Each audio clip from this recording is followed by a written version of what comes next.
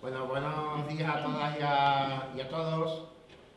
Lo primero, daros las gracias por usar vuestro tiempo para venir en un día como hoy y los agradecimientos lo primero. Pues vosotros sabéis, lo hemos dicho en alguna que otra ocasión, que en este salón de más que salón, en este antro, un poco cutre, viejo y raído, pues hemos contado pues con Juan Pinilla, el cantador, con Antonio Manuel, que nos indicó que el que escribió el ideal andaluz, pues se convirtió en un andaluz ideal. Hemos tenido es jesuita, al Muriño, es jesuita, es casado, como lo presenta una página de la iglesia, pero de lo único que no es ex es de ser comunista. Tuvimos también a Héctor Reja, que lo trajimos por escritor, por profesor de la Universidad de Perú, y al poco tiempo, en las últimas elecciones del gobierno peruano socialdemócrata, fue nombrado ministro del Exterior, que duró poco por presiones de los Estados Unidos. Hemos tenido a Isidoro Moreno, y catedrático de Antropología Social y Andaluza en la Universidad de Sevilla, firmante del Pacto de la Antequera. Hemos tenido a Manuel Delgado Cabeza, catedrático también de la Universidad de Sevilla de Economía Aplicada, a Igor Iglesias, filólogo. Y hemos contado, bueno, y entre toda esa mare magnum de gente, también, bueno, el último, Iñaki Girse Vicente. En ese marasmo, pues también algunos de los compañeros de por aquí, pues nos hemos esforzado en estudiar, en aprender y en exponer, como Isi Barrera, César Piquera, David Juliá, y algunas veces hasta yo mismo, todo al objeto de que por parte del pueblo andaluz y por parte de aquella pequeña fracción de la clase obrera que representamos, pues dotarnos de las herramientas necesarias que van más allá de una lucha por un convenio, por una lucha reivindicativa momentánea, porque aspiramos a una sociedad mejor para todos y para todas, porque aspiramos a un pueblo libre, con soberanía, y porque aspiramos a que nuestra clase también sea libre y con soberanía, y acabar con la explotación capitalista. Entonces, bueno, en este sentido,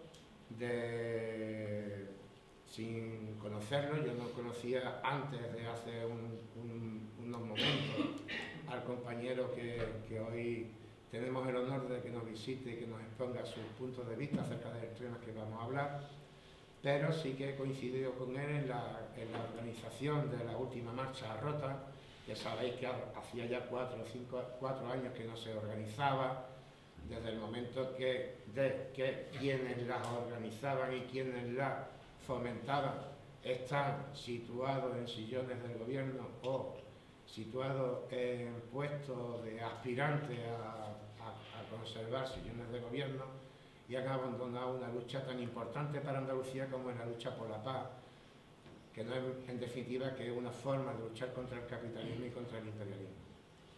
Y más desde Andalucía, que como sabéis somos tierra de plataforma para agredir a otros pueblos, y al mismo tiempo somos la diana de los ataques que esos pueblos en su legítima defensa hagan contra la Europa occidental y los Estados Unidos.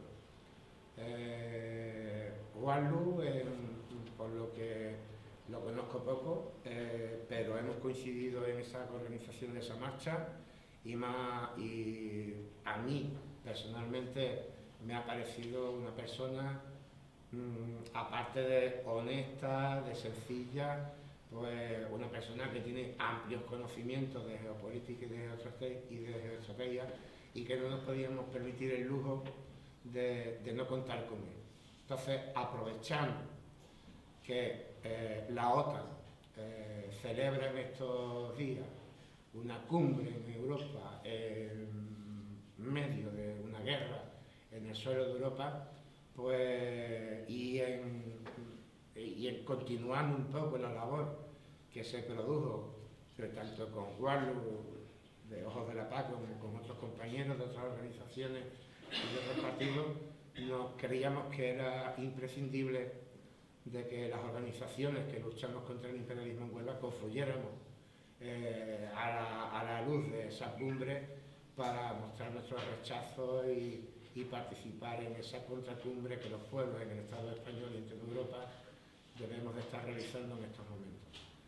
Pues ahora le doy la palabra a Antonio López, que lo conocéis todos, no hace falta que lo presente, compañero, amigo, también participó en la última marcha de Rota, ha participado en numerosos actos que hemos hecho, tanto desde el Sindicato Unitario como desde el Centro Andaluz del Pueblo, José Félix Rivera, y creo que conoce un poco más personalmente a Juan Luis, el más indicado para presentarlo.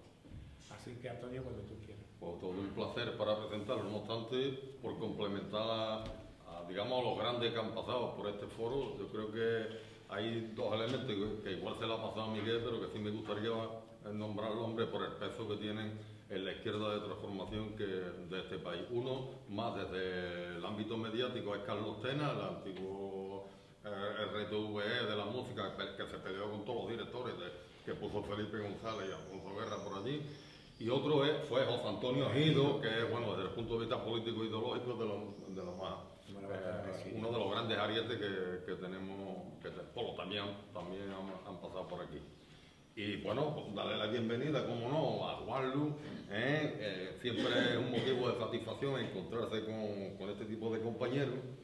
Y bueno, un poco hoy también al calor de la agresión que representa para los pueblos de este Estado hispano, esta cumbre de los criminales, esta cumbre de los terroristas, que se reunirán en Madrid el miércoles y el jueves, creo que son los días 29 y 30, por invitación además del gobierno más progresista de la historia.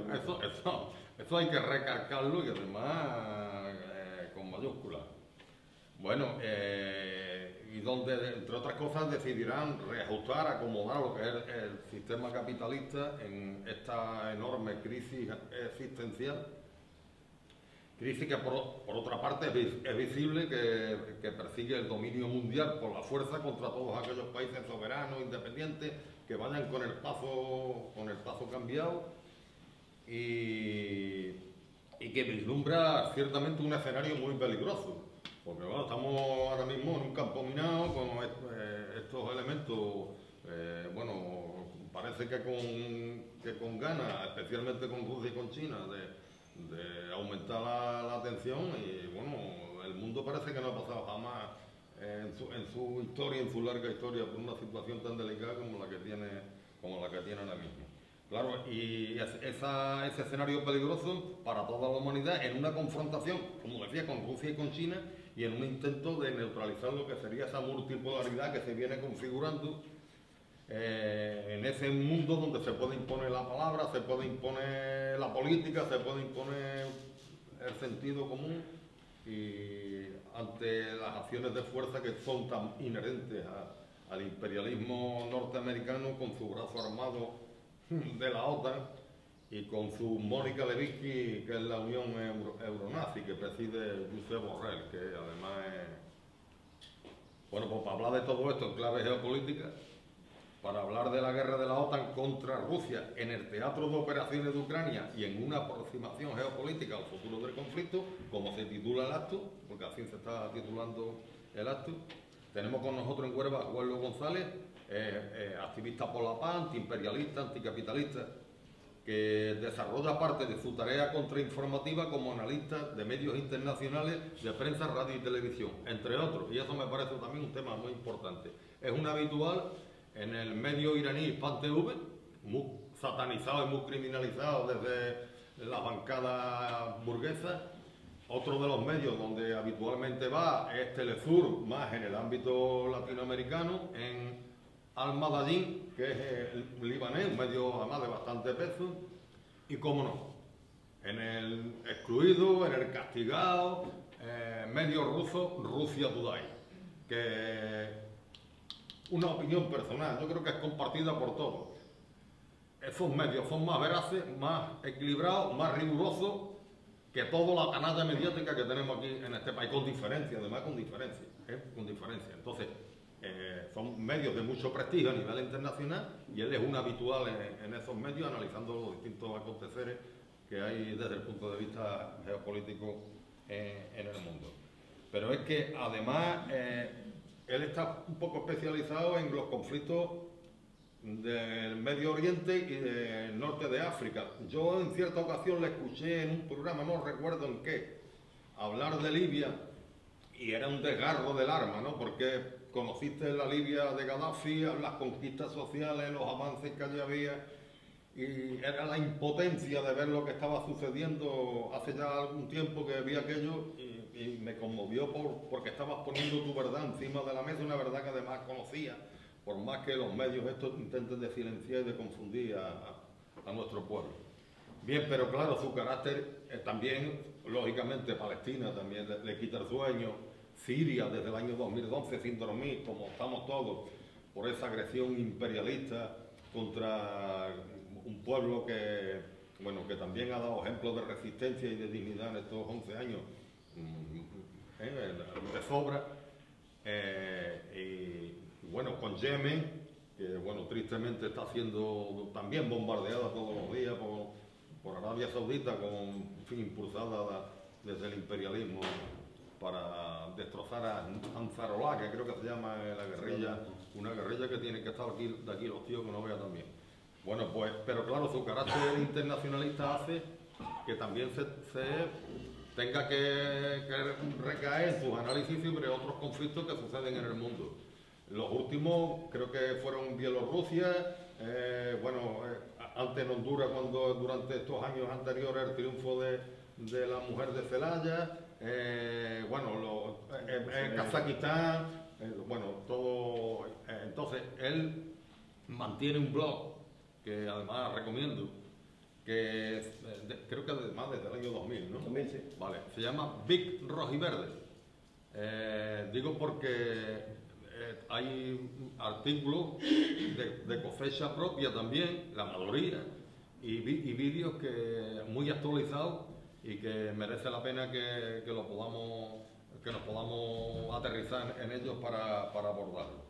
Y yo sugiero una lectura de lo último que ha escrito. Hay dos, uno que tiene por título La izquierda y su triste papel en la guerra de Ucrania, donde analiza a la izquierda desde un plano europeo. La izquierda paniaguada, aunque no va directamente a la izquierda de este país, quizás posiblemente por no dividir en estos días, pero subyace que detrás del carácter genérico europeo lo que hay una crítica mordaz a lo que tenemos hoy delante de nuestros ojos, porque ya yo creo que era impensable hace unos años que fuera tal degradación ideológica, de vacío ideológico, que bueno. Entonces, además interviene también, que ojalá tuviéramos un huerto de un Ateneo, interviene en el Ateneo de Cádiz junto con otros analistas periódicamente. Es una tristeza que, bueno, aquello creo que tiene 150 años, pero tenemos una gota de leche aquí que tiene también un siglo y lamentablemente a nosotros no se nos da la posibilidad de defender las causas que él defiende en el Ateneo de Cádiz, de donde es un habitual. Y además es codirector de un canal que también creo que es bueno que conozcamos y que aterricemos. Él es codirector de Tertulias en Cuarentena, que es quizá hoy desde el punto de vista ideológico es de lo más avanzado que pueda haber la prensa alternativa. No tiene desperdicio y bueno, desde Atilio Borón a Carlos Aznares, con la gente, él con Vargas Llosa, ¿no? Sino con este tipo de gente, con Iñaki, con Ejido. Vale. Y después ha escrito recientemente un libro que lleva por título El Gran Juego, que bueno, yo pensaba que iba hasta aquí, pero parece ser que un olvido casual pues lo ha dejado en Cádiz y por eso no lo tenemos aquí. Hay también otro artículo que de alguna forma sus investigaciones, después la documentación oficial que aporta, también es obligada, y más en estos momentos que estamos viviendo. Él demuestra como en el año 49 la OTAN fue inventada, organizada, puesta aceitada, puesta en marcha, pues con los nazis, algunos el número 3 de la nomenclatura de Hitler, el jefe de personal del mismo Hitler, aviadores con cruces de caballeros y, bueno, y otros elementos del nazismo que fueron los que estructuraron la OTAN en el año 49, y no solo eso, sino que además de eso, los dos primeros secretarios generales que tuvo la OTAN eran los dos socialdemócratas, del Partido Socialista belga y el otro del Partido Socialista inglés. Bueno, recomiendo también, ese es un vídeo que también hay, porque fue en el Ateneo de Cádiz, ¿vale? Y posiblemente haga alguna referencia. Sí, sí, voy a poner la transparencia que la vean. Vale, y bueno, yo nada más que eso, este espacio no te va a hacer, o sea, te resulta familiar porque también formas parte del movimiento sindical, en puesto de responsabilidad en tu trabajo, y bueno, como verás, esto es un espacio también donde, bueno, por lo tanto te vas a sentir tremendamente cómodo. Como en casa. Como en casa, cojones.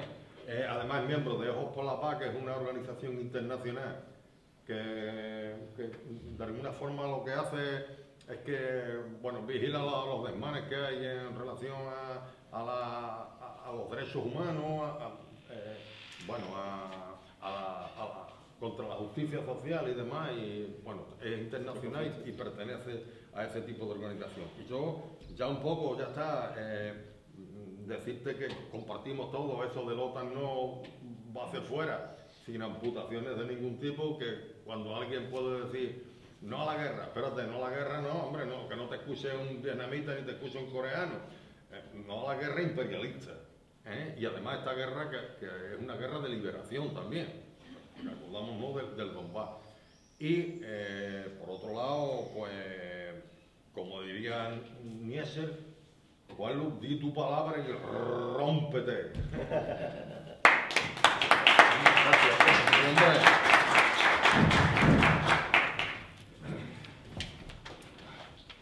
Bueno, la verdad es que uno está como en casa por muchos motivos.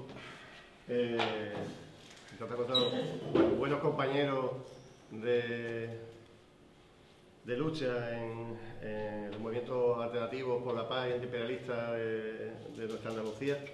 Y luego, como decía, un espacio sindical alternativo, uno de los sindicatos mayoritarios, en el que tengo que trabajar por echar una mano a los compañeros y compañeras que trabajamos en defensa del medio ambiente andaluz y que estamos absolutamente vilipendiados por estos dos últimos gobiernos, por los últimos gobiernos que hemos tenido, tanto del PSOE como el del Partido Popular.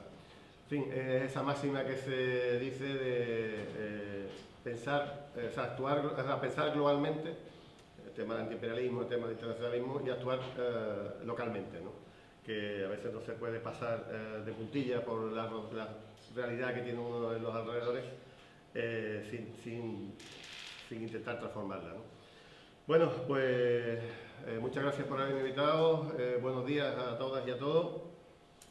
Y la idea era un poco proporcionar argumentario, porque la ola mediática, la ola de propaganda que estamos sufriendo en todos los medios de comunicación, de derecha, de izquierda y de medio centro, de extremo centro, a todas las horas, es tan absolutamente brutal que cualquier disidencia que alguien pueda manifestar de la norma o impuesta, del discurso, del relato impuesto, está considerado como casi un caso de traición o de grave traición, y nos estamos jugando muchas veces, bueno, lo mencionaba Antonio antes, RT ha sido eliminada de Europa, ha sido eliminada de las ondas, pero también ha sido eliminada, por ejemplo, de Google y del historial de Google. Tú buscas qué pasó en Moscú hace 20 años, hace 10 años, que sí lo podía contar RT, y resulta que está borrado, o sea, no existió nada en Moscú o nada que pueda contar esa cadena, ¿no?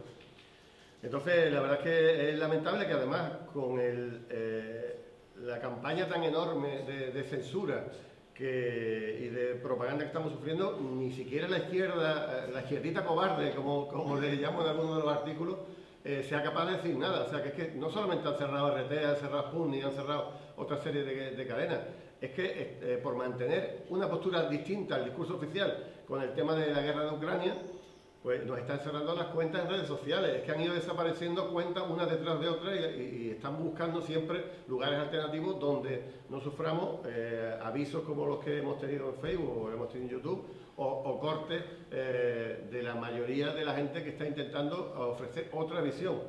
Decía Antonio también antes que Ojos para la Paz era una organización internacional que se dedicaba, por complementar, a contar las cosas que suceden en otros países, pero desde la gente de otros países.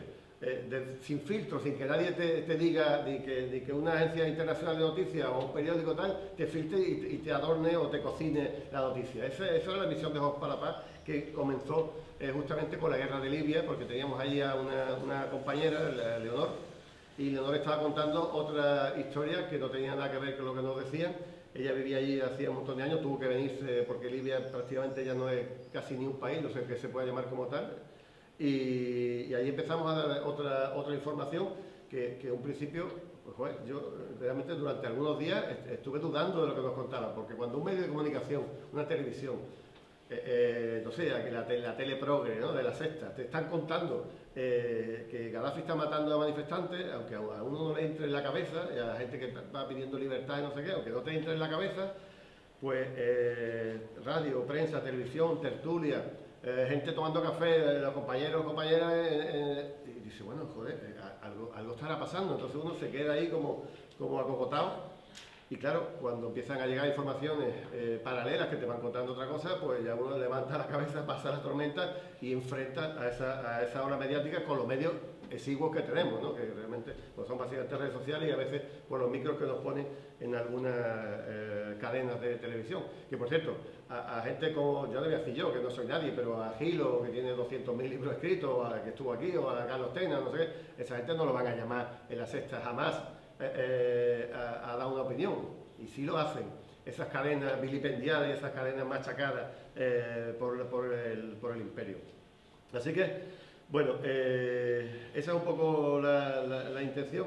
Yo al final, yo sí empecé con Oriente Medio, con Palestina, con el Magreb, etcétera, por cercanía, Marruecos, con Argelia, Túnez, etcétera. Y lo que ocurre es que el imperio no descansa, el imperio sigue atacando a montones de países. Aquí tenemos a Cuba, tenemos a Venezuela, etcétera.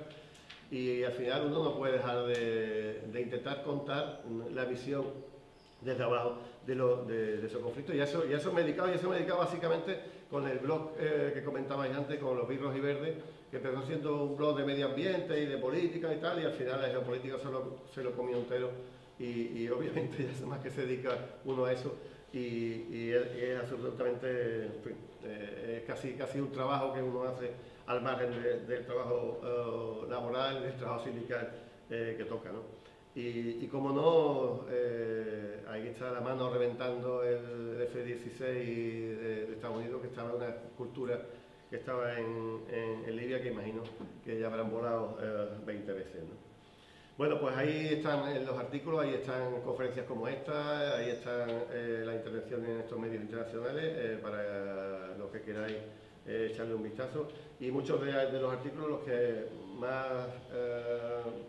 nos ha parecido un poco, hemos hecho una especie de compendio de esos artículos por tema y por cronología y por conflicto, y hemos hecho un libro sobre el gran juego, porque me interesó el título porque sabéis que el gran juego fue la guerra que se hizo contra Rusia desde finales del siglo XIX por los anglosajones, por el Reino Unido, contra Rusia, y los primeros años de este siglo, que esa guerra continúa, y es otra de las tesis que intento defender en esta ponencia. La verdad es que traigo un mogollón de material, no sé si me va a dar tiempo a verlo todo, pero bueno, vamos a intentar que así sea, sin que se nos escape nada.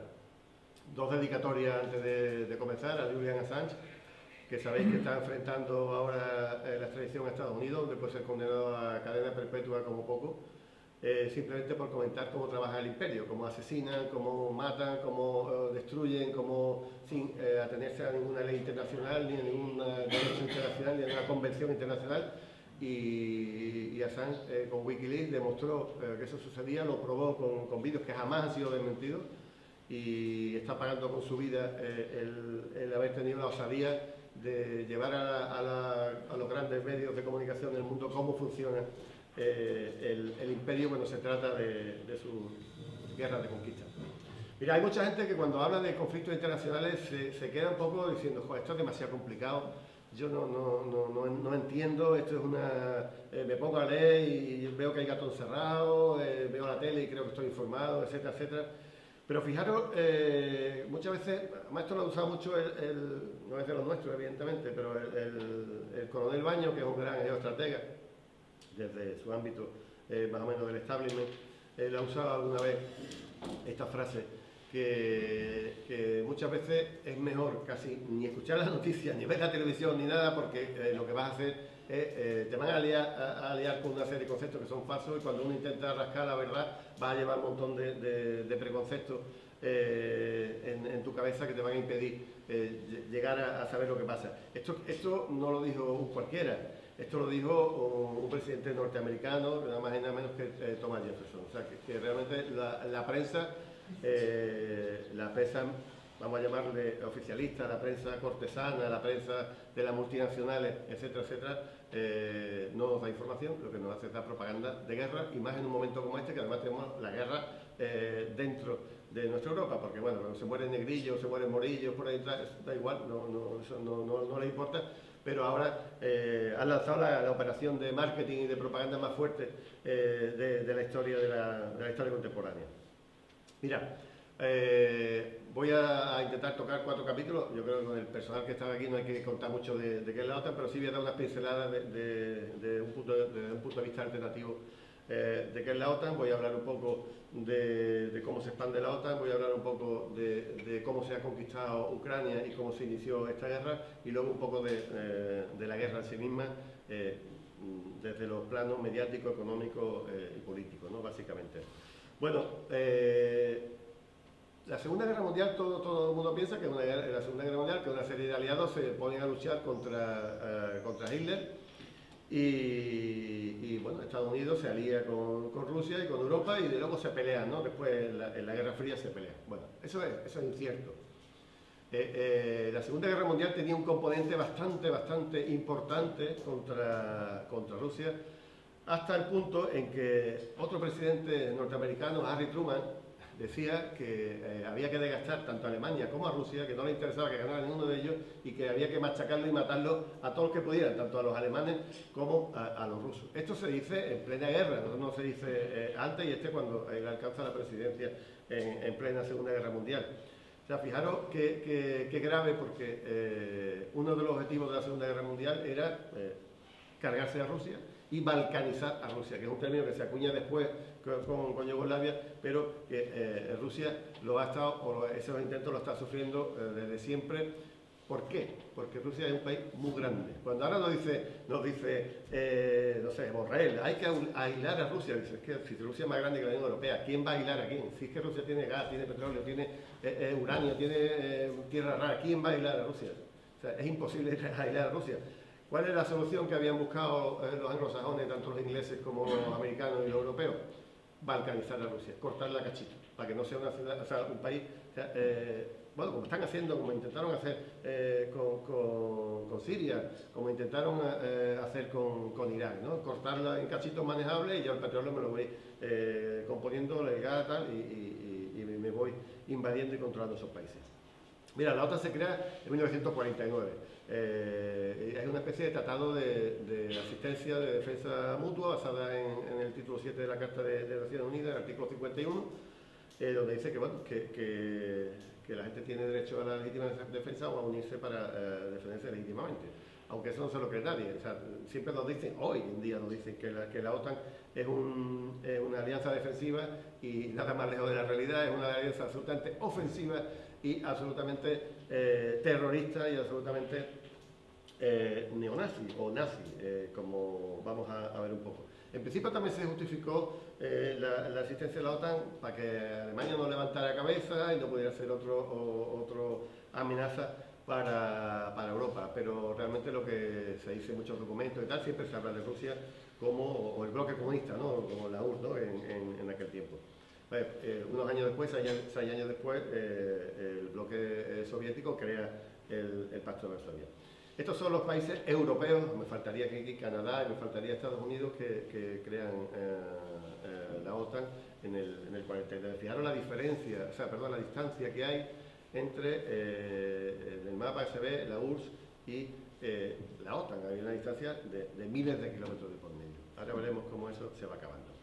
Bien, lo que comentamos antes, cuando se crea la OTAN, fijaros, si la Segunda Guerra Mundial se hace contra el nazismo, ¿a qué viene meter a tantos nazis dentro de la OTAN? O sea, a reciclar, a blanquear a tantos nazis en la estructura militar de la OTAN. Parece que hay un libro por ahí, no lo he leído, me lo han recomendado muchas veces, pero algún día le echaré mano. Yo no soy muy especialista en la Segunda Guerra Mundial, hay muchos frikis de eso que se saben el nombre de todos los generales, de todos los ejércitos, pero nunca me dio quizás un poco por ahí. Pero hay un libro donde dice que Hitler ganó la guerra, porque colocó a su personal en Estados Unidos, en la República Federal Alemana y en la propia OTAN. Aquí tenemos el caso más granado y más conocido. Esto me decía Antonio hace un ratillo que Carlos Tena, que estuvo por aquí, ha utilizado estas transparencias y ha hecho un artículo magnífico que no he leído ni me he enterado hasta que él me lo ha comentado, ¿no? Fijaros, el primero en cuestión es Adolf Heusinger, que de jefe de operaciones con Hitler aparece aquí más jovencito, reunido con Hitler, y aparece sentado como jefe militar de la OTAN, porque estamos hablando de los 50, pero en los 60 y parte de los 70 seguían esos nazis en esos puestos. Este fue jefe militar de la OTAN del 61 al 64, unos añitos después de haber creado la OTAN. Hay muchos más casos, y yo voy a hablar de cuatro casos más, de los cientos que podíamos hablar. Tenemos a Hans Speidel, que fue lugarteniente de Rommel, fue general, y que luego vemos dónde va, a un jefe de la Luftwaffe, que es la aviación alemana. Este hombre, tiene en su haber que había derribado más de 200 aviones de las fuerzas aliadas, y se convirtió también en mayor. Y bueno, esta es la foto que él pone ahí para firmar cuando tuvo un montón de accidentes, fue derribado 3 veces y el último día se quemó prácticamente, tiene la cara absolutamente desfigurada, por eso se le conoce así mucho. Y bueno, veremos también dónde acaba. Y este es muy curioso porque Reinhard Gesslen, este hombre dirigió era mayor general, los 3 son generales. Este dirigió las actividades de contrainteligencia y contraespionaje contra Rusia en el frente oriental. Entonces este tenía a su servicio una red de espionaje muy importante, y parece que era muy efectivo en lo suyo, ¿no? Y lo cuento porque tiene que ver con dónde acaba. Fijaros dónde acaban todos estos señores unos poquitos años después. Hans Speidel, comandante supremo de las fuerzas terrestres de la OTAN del 57 al 63. No era uno que pasaba por ahí o que estaba llevando los cafés a un general. Comandante supremo de las fuerzas terrestres. El Gesslen primero monta una operación que se llama Paperclip, donde se cogían a los espías de Rusia, a los espías nazis contra Rusia, y se los mete en Estados Unidos en una red que luego se le llama Organización Gesslen, que era los mejores espías que tenía Estados Unidos contra Rusia, o sea, contra la URSS en primer lugar y contra Rusia después. Y esto lo dirige otro espía que llegó a ser también general. Y el aviador este famoso pues llegó a ser presidente del Comité Militar de la OTAN, que tampoco es poco de pavo, entre el 71 y el 74. O sea, hasta los años 70 está la OTAN lleno de nazis, luego ya por edad, etcétera, obviamente se iban jubilando, se iban muriendo. Pero ahí los tenemos, o sea, que nadie piense que los nazis, pues Nuremberg, los metieron a todos en la cárcel, los mandaron. O sea, todo el mundo sabe, por ejemplo, que el programa de la carrera espacial norteamericana se hace con los generales que se cogen de nazis que llevan y son los que diseñan los motores para llegar a la Luna, etcétera, etcétera, ¿no? Eso está más que escrito. Y muchos de ellos, bueno, pues se les da, incluso en el Estado español, se les da refugio, en alguna zona muy concreta, algunos en Latinoamérica, pero el grueso, donde podían sacarle más partido, evidentemente, pues se van a Estados Unidos. El Gesslen al final acaba también como jefe de los servicios secretos de la República Federal Alemana. O sea, que incluso no es que los lleven fuera de su país donde han cometido esos crímenes, que tienen que ser juzgados y tal, y los dejen a un sitio donde nadie se acuerda de ellos. Es que de la República Federal Alemana hay muchos de ellos que ocupan cargos de responsabilidad. Aquí tenéis otra serie de gente que ocupa grandísimos puestos. Karl, Ernst Ferber, hay un montón de nazis que ocupan puestos de extrema responsabilidad en la OTAN. Pero me voy a quedar solamente con uno por las implicaciones y para enlazar con lo que viene un poco después. Albert Schneef, este hombre era un coronel de la Wehrmacht que llega a ser jefe de Estado Mayor de la República Federal Alemana y crea un ejército secreto. ¿Vale? Esto está escrito en 1000 sitios, no inventamos nada. Crea un ejército secreto de 40.000 personas que está en la República Federal Alemana como lo que llamaríamos hoy, cuando hablamos de terrorismo, de células durmientes, ¿no? Son gente que está a la espera de que sí. Pasan dos cosas, sí. Rusia, la URSS, invade la República Federal Alemana, pues tienen 40.000 personas formadas con armas escondidas en zulos, en almacenes, debajo de tierra, etcétera, etcétera, y gente que va recibiendo formación, por si acaso es invadida la RFA. Vale, pero había otro caso, que también tenían permiso para actuar, es que sí. En las elecciones democráticas que se realizan en la RFA, ganaba un partido comunista. Entonces, crea ese ejército oculto de la OTAN, del que nadie suele hablar, etcétera, pero que yo lo he llamado organización Gladio o el embrión de Gladio en Europa.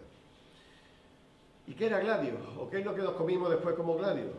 Pues es una parte de la OTAN muy importante que se llamó la OTAN Oscura.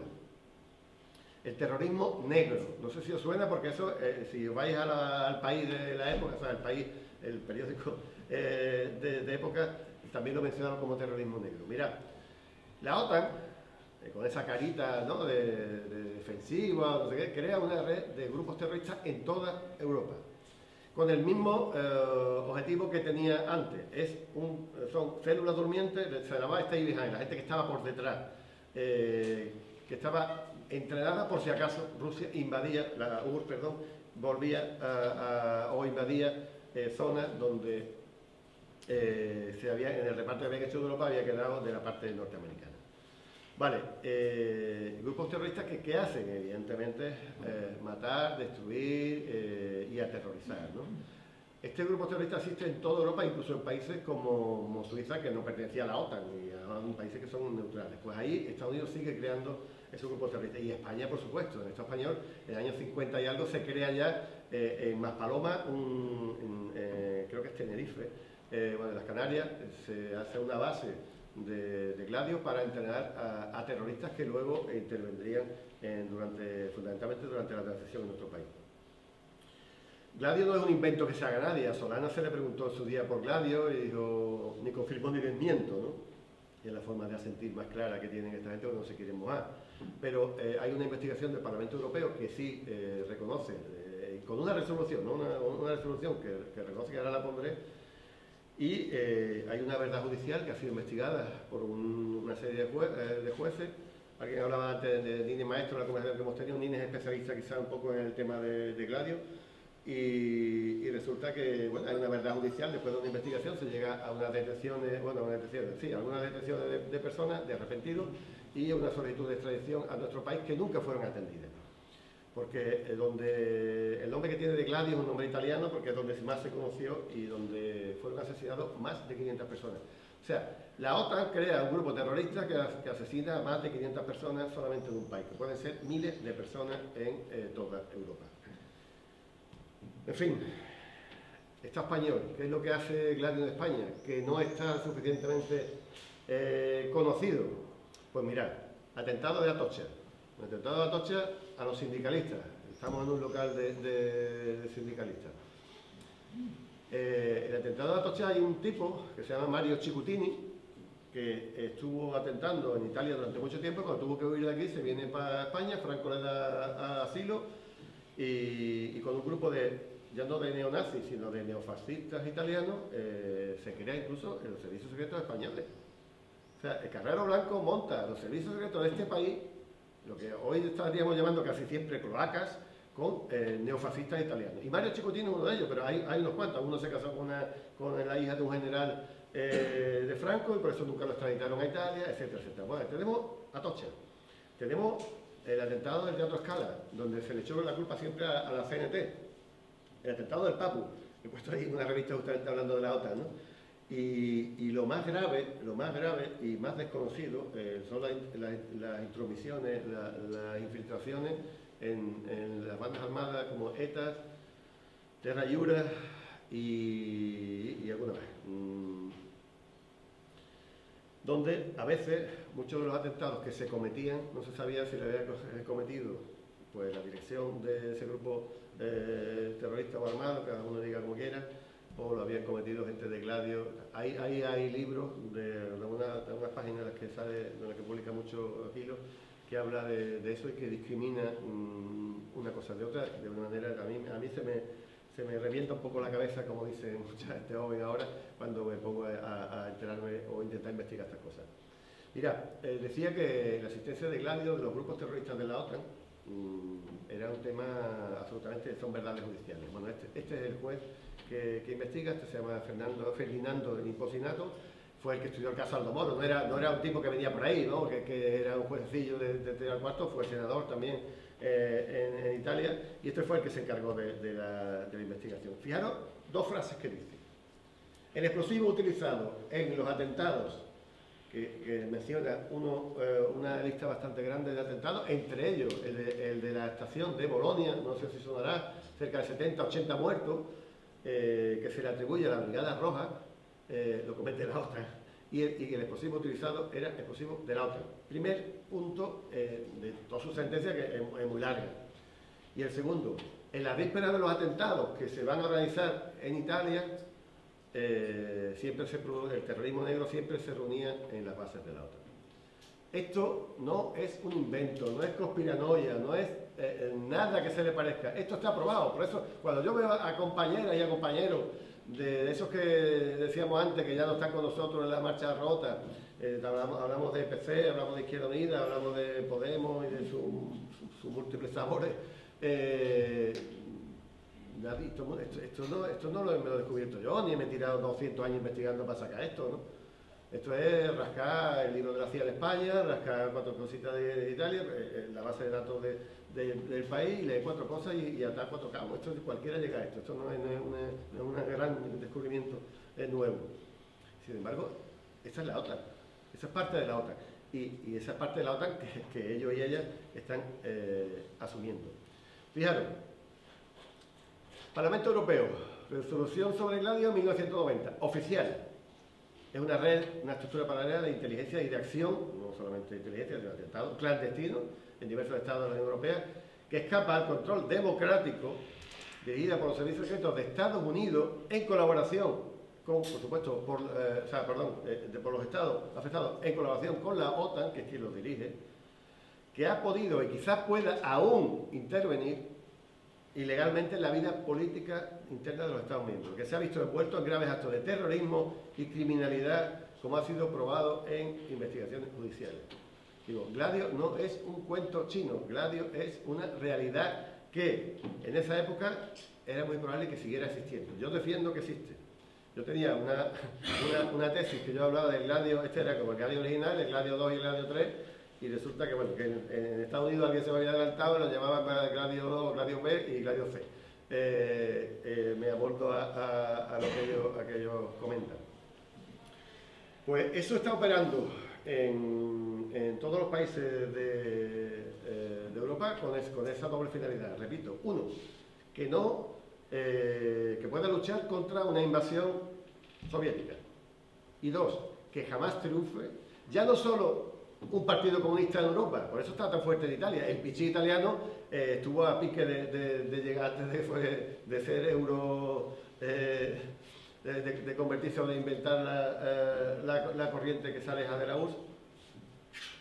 Estuvo a punto de llegar al poder. Entonces, no solamente invasiones, sino que partidos comunistas lleguen al poder, pero tampoco partidos ni imperialistas, ni partidos que se opusieran al dominio norteamericano de Europa. Porque la OTAN se crea fundamentalmente para que Europa siga siendo un satélite norteamericano y sea dependiente de las armas norteamericanas durante el máximo tiempo posible. Así América se asegura ser, como dicen los estrategas, el hegemón mundial. Y eso lo están haciendo hoy. Y cada vez que ha habido un proceso de acercamiento a Rusia, como vamos a ver ahora, Estados Unidos intervenía para romper eso. Fijaros, hay un momento clave en todo esto, que es el fin de la Guerra Fría en el año 89. Ahí los analistas, los asesores del Departamento de Estado hablan de que la historia ha acabado. El mundo ya es liberal, el mundo es capitalista y aquí no se va a mover absolutamente nada. Yo recuerdo, pues yo era muy chinorro en esa época cuando se habla del fin de la historia, pero creo que escribí un artículo con 18 años diciendo que de qué, ¿no? que sí, que Europa podía estar muy amarrada, pero África y América Latina y algunos sitios de Asia no estaban tan amarrados y eso sí podían ser motores de la historia y reventar el mundo unipolar que Estados Unidos estaba creando y que se ufanaba de haber creado después del fin de esa Guerra Fría. Este asesor del Departamento de Estado no es otro que Francis Fukuyama, que ahora, como su tesis se ha hundido, ¿no?, con lo que está pasando en este justo momento, que están haciendo un mundo multipolar, ha intentado justificarse y ha salido a la palestra ya más viejito. Este es el libro El fin de la historia y el último hombre. Bueno, ¿qué hace la OTAN después de la caída de la Unión Soviética? Pues reinventarse, porque es que ya no tenía sentido. Si se crea contra Rusia, se crea contra la URSS, y ante la posibilidad de una invasión y este tipo de cosas, pues ya se queda sin enemigos. Entonces hace un cambio, fijaros que el lenguaje que de juego da, ¿no?, en ese momento. El cambio semántico que hacen en los objetivos de la OTAN es que ya no combaten amenazas concretas. Yo te levanto la mano y te voy a dar un hachazo y esto es una amenaza. No, ahora van a atacar a riesgos. O sea, es decir, amplío el abanico y sobre todo le meto una carga de subjetividad absolutamente brutal, ¿no? Es que tú tienes una madera y con esa madera puedes hacer un hacha y amenazarme. Esa es la diferencia, ¿no?, de amenaza a riesgo. Y entonces la OTAN empieza a inventarse enemigos. Y los enemigos son la gente que pueda tener petróleo, que no le quiere vender a precio de regalado, a la gente que tenga armas de destrucción masiva, que no se las vendió él, se inventan, bueno, el terrorismo, cualquier cosa es un enemigo para la OTAN, ¿no? Porque realmente la OTAN lo que quería es seguir manteniendo ese mundo unipolar que nace en el 89 después de la Guerra Fría. ¿Cuáles son algunos de los activos, de las cosas que hace la OTAN en ese momento, a partir de ese 91, ese cambio estratégico? Bueno, pues quedaban países como Yugoslavia, que estaban creadores, fundadores del movimiento de los países no alineados, etcétera, etcétera, y había que ir cargándose todo vestigio de la URSS, todo vestigio de amistad con Rusia en Europa. Y bueno, pues empieza la agresión contra Yugoslavia, en la que el Movimiento por la Paz, recuerdo que también fuimos a hacer una marcha rota, estuvimos ahí y tal, íbamos perdiendo efectivo. En ese momento perdimos al PSOE, evidentemente porque había uno de los suyos dirigiendo un poco toda esta historia, ¿no? Hablamos de 220.000 civiles muertos en esta guerra, mucho menos de lo que se admitían, y son investigaciones últimas publicadas no en los birros y verdes, en el país, ¿vale? Que no para cualquiera que lo vea. La siguiente guerra que monta la OTAN por sí misma, ya no de los países que conforman la OTAN o que tienen el apoyo de la OTAN, voy a decir las dos guerras que monta la OTAN per se. La siguiente es la guerra de Afganistán, que si nos vamos al Instituto Watson, que hace el estudio de los costes de la guerra, pues tenemos que unirla, porque la guerra de Afganistán tiene una vertiente en Pakistán bastante importante. De hecho, Bin Laden se supone que lo matan en Pakistán, pues tiene un número aquí está el número de muertos repartidos por tipo de sus militares, civiles, etcétera, etcétera, Pero al final lo que ocurre es algo parecido a la guerra de Yugoslavia, 243.000 muertos, ¿vale? ¿Por qué? O sea, podemos pensar qué crimen había cometido Yugoslavia para que fuera machacada, y además bombardeando puentes, bombardeando canales de televisión, bombardeando embajadas, con uranio empobrecido a la población. En fin, no quiero entrar porque es algo que imagino que conocéis, pero que es un crimen porque además no tenía el beneplácito de la ONU para hacerlo como es obligatorio según el título 7 de Naciones Unidas. Bueno, 220.000 muertos, aquí tenemos 243.000 muertos. ¿Por qué? Supuestamente porque estaba Bin Laden allí dentro, pero si Bin Laden estaba en Pakistán, o sea que Bin Laden lo iban a entregar si en el caso de que entregaran alguna prueba que lo demostrara que tenía que ver con la Torre Gemela, que esa es otra película, pero que habría que entrar. No había ninguna prueba, la prueba de Bin Laden es una cinta que descubren que nadie puede hablar porque no se escucha nada y que lo que hacen es que dicen, espérate, que nosotros tenemos un aparato y lo vamos a traducir, y traducir lo que ellos querían escuchar. No hay ninguna prueba, las pruebas fueron secretas, ¿os acordáis? Que decía, que dijo el Bush, las pruebas solamente las conoce fuera de aquí Tony Blair. Y Aznar, que estaba jugando un poquito a arrimarse a la mesa de los poderosos, ni siquiera se las dejaron ver. Si es que era cascarón, ¿no? Era como decimos. Pues nadie sabía, nadie dispone de esas pruebas de que Bin Laden tenía que ver con las Torres Gemelas. Pero bueno, haber matado a Bin Laden, no haber matado a 243.000 personas en dos países, ¿no? O sea que la inmensa mayoría de ellos no serían inocentes.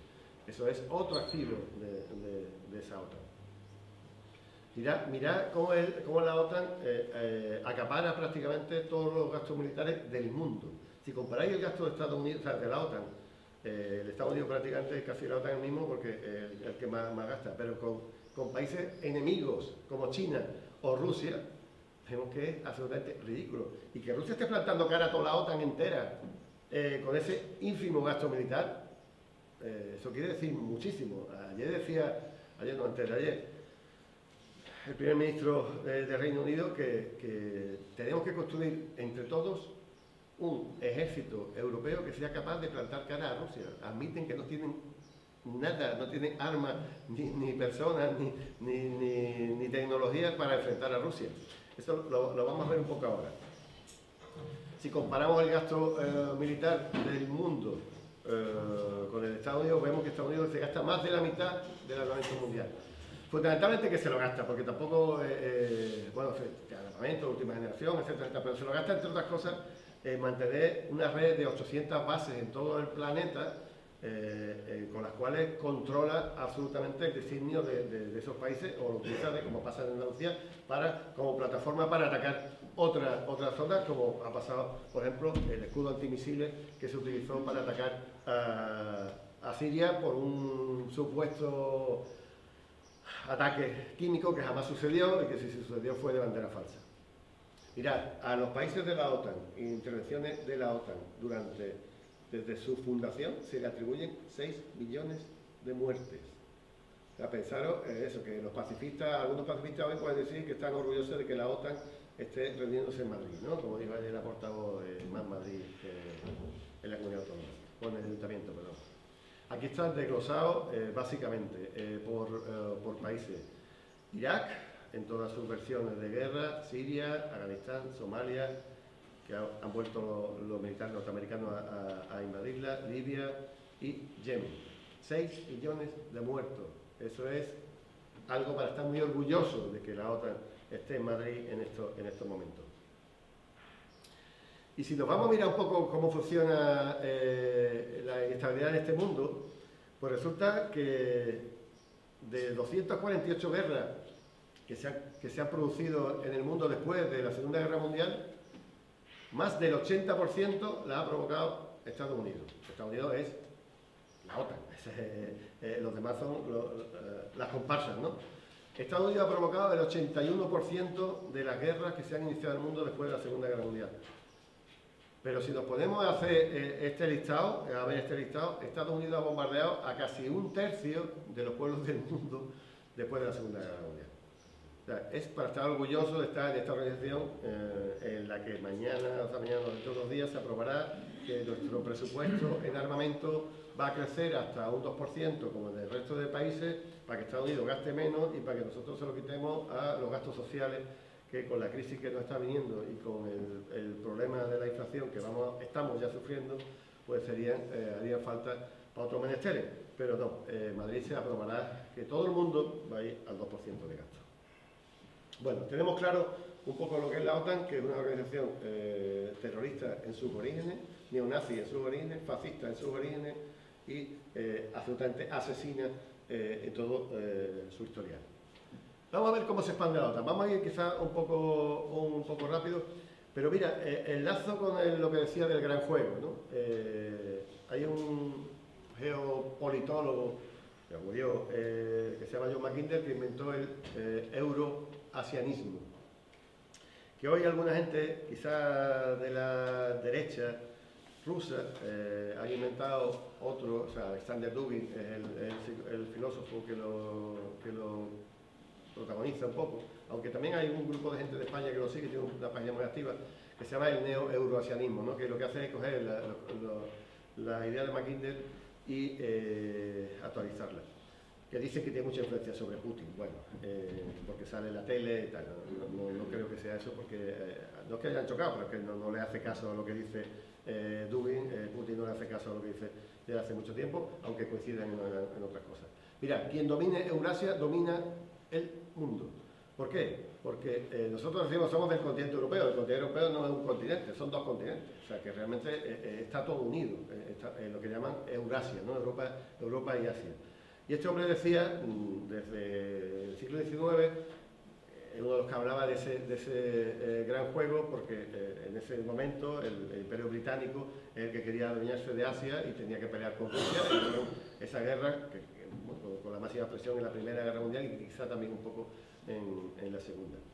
Bueno, pues imaginaros, Europa, por un lado, Rusia y China, los tres, unidos por la ruta de la seda, que ahora veremos también en algún mapa, o la parte oriental de Europa, unida con Rusia y con Europa.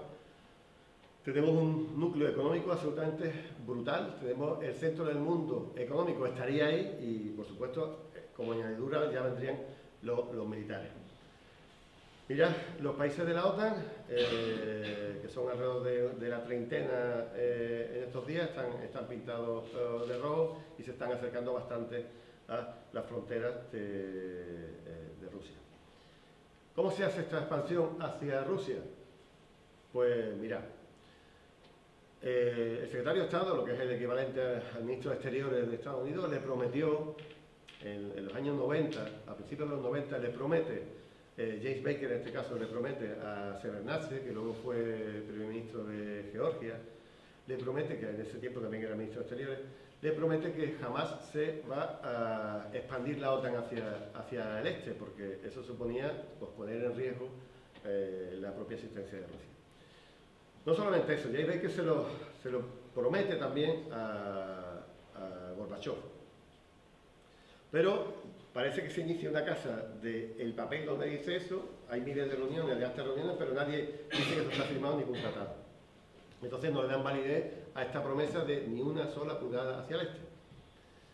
Esto también lo prometen el presidente de Francia, Helmut Kohl, Mitterrand, etcétera, etcétera, en miles de reuniones. Hay documentos incluso escritos a mano donde se habla justamente de esa no expansión. Pero la NSA, sabéis que es una de las agencias más importantes de Estados Unidos, tiene papeles que también desclasifica. Hay una cosa muy buena de Estados Unidos que ojalá pudiéramos copiar, porque todas las cosas estas que está contando, por ejemplo, de Gladio, ¿cómo nos hemos enterado? Pues nos hemos enterado porque Estados Unidos ha levantado papeles que estaban en secreto, cuando han pasado 50 años, han cogido esos papeles y los han puesto a disposición pública. La NSA ha hecho lo mismo. Y por otro lado, Wikileaks ha conseguido acceso a esos papeles y lo ha publicado, Julian Assange. Entonces, con todo eso, se puede construir una nueva versión de la transición en España, pero que si fuera por los españoles no se podría hacer nunca. ¿Por qué? Porque los documentos de la historia de la nación española son secretos. Yo conozco gente que ha estado allí buscando, y no, este armario no lo puede abrir, no, este carpeta no lo puedes coger, esta y esta.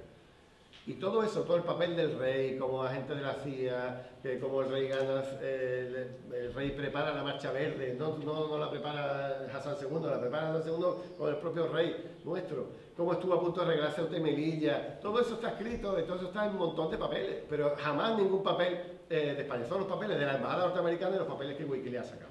Bueno, en este caso, los americanos sí desclasifican y nosotros no lo hacemos. La NSA desclasifica papeles donde dice que se le dan garantías de no expansión de la OTAN y las da James Baker, Bush padre, Robert Gates, Mitterrand, Margaret Thatcher, Hart, Major y Manfred Werner. Toda esta gente le dicen a Rusia que no va a producirse ese avance.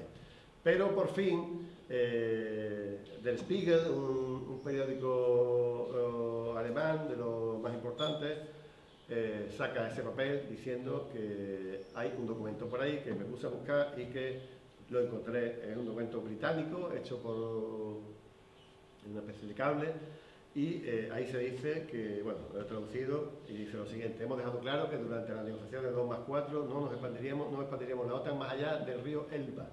No podemos ofrecer, por tanto, la incorporación a la OTAN ni a Polonia ni a otros países del este. Esto está escrito en documentos en los que se demostraban en esa época, porque claro, la URSS desaparece, Rusia no tiene fuerza absolutamente para nada, no se puede oponer a la invasión o a la destrucción de Yugoslavia, no puede levantar cabeza porque el país lo habían vendido a cacho, lo habían vendido a los oligarcas, esos que tanto se habla, que luego Putin se carga, que parece que Putin es el rey de los oligarcas y a la mayoría de ellos, a los que habían vendido la URSS a cachito, los quitó de en medio, ¿no? Pero bueno, aquí está ese documento, en esa época en la que se habla incluso de que Rusia no tenía capacidad de enfrentarse, pero por otro lado tenía ganas casi de integrarse en la OTAN. Hay algún documento de la propia OTAN analizando esa posible incorporación de Rusia. Este documento existe, si alguien quiere, está en inglés, pero está en la página de la OTAN, vamos, directamente se puede acceder a ello. Entonces, en ese momento, bueno, tenemos aquí a Boris Yeltsin, que fue uno de los artífices de haberse cargado la URSS, y firman un documento con Estados Unidos que es el acta fundacional, que es como se conoce, el acta fundacional Rusia-Europa. Y ese acta fundacional dice que no van a ser jamás adversarios y que no tienen ninguna intención de extenderse hacia el este ni de meter armas nucleares en el este del país. En ese momento está Solana en la OTAN y juega también un papel diplomático durante esa fase. ¿Qué es lo que sucede?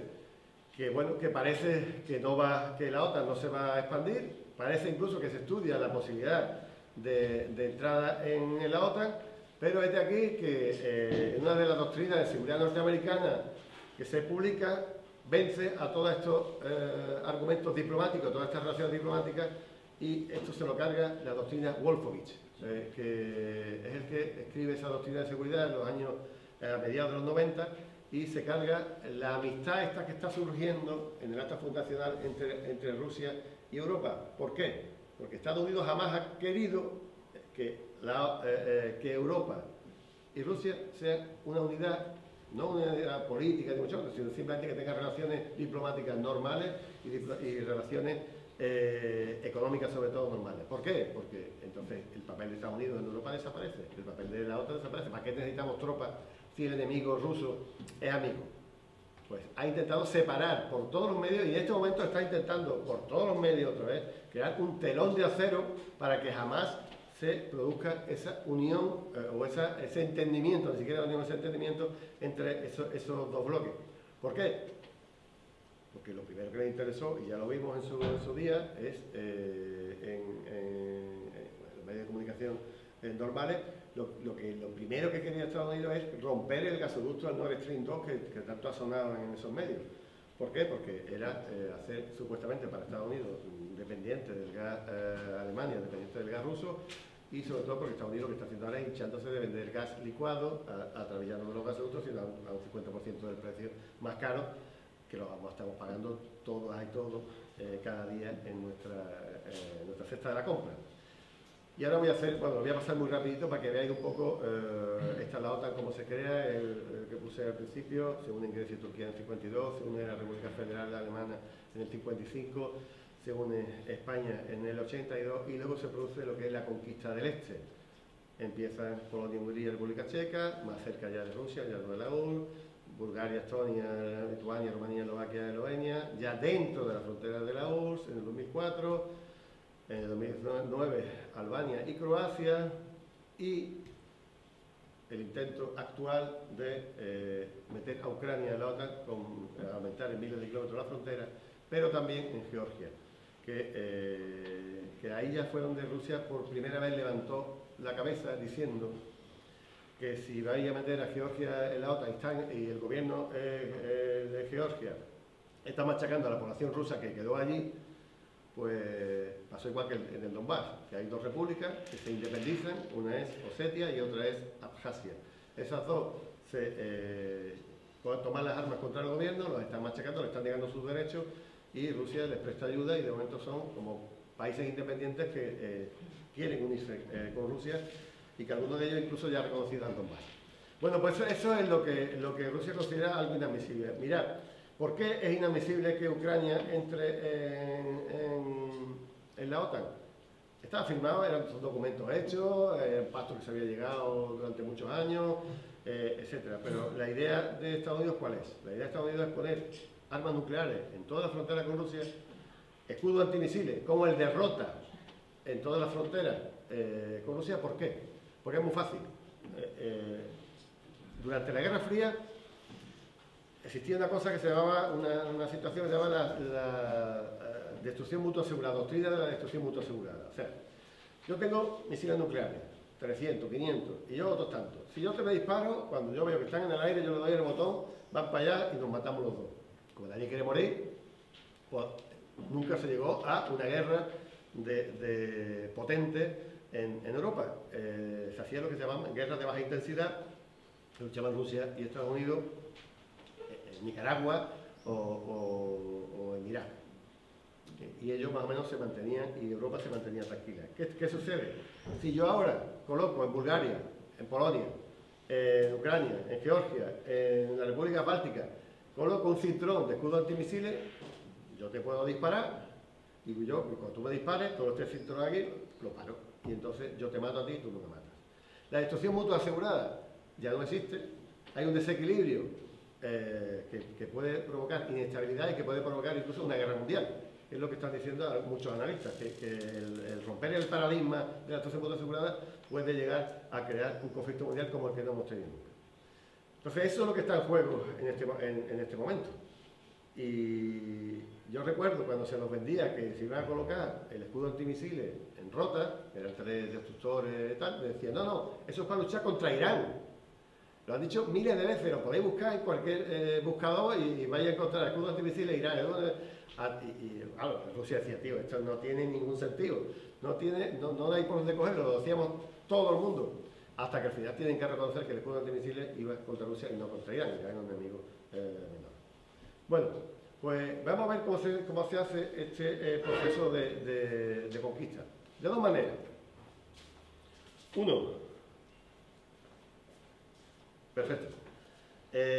Uno, con guerras de agresión, como las de Yugoslavia, que ya habíamos visto, la tenemos aquí.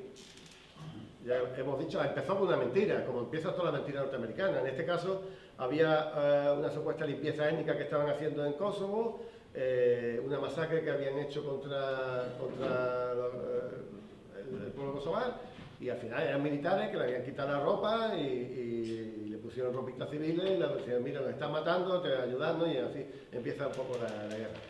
La orden de invasión la da Solana, Sociata, a Wesley Clark, al general que muchas veces utilizamos porque él fue el que dijo que Estados Unidos invadía 10 países en 5 o 6 años, que parecía que el hombre se ha medio